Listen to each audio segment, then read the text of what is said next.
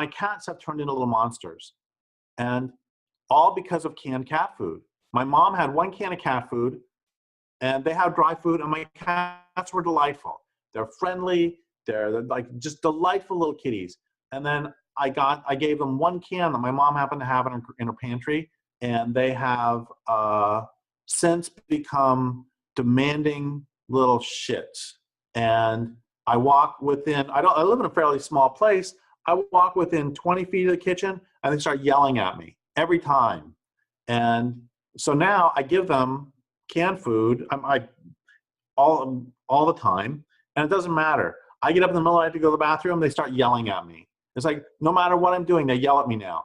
And it is, I think, a really good metaphor, a really good analogy, or really good lesson in how luxury destroys personality.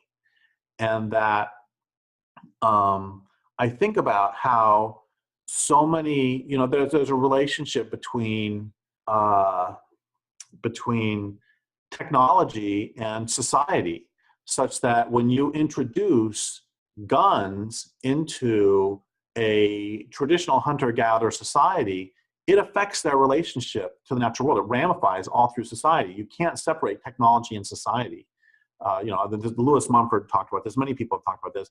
But the point is that this is just a great example. So as soon as you give people steel knives, steel pots, it changes their relationship to the natural world, and it changes their relationship to everyone. And I'm just thinking how quickly these delightful little kitties turned into canned food addicts who now will hector me at every moment to give them more.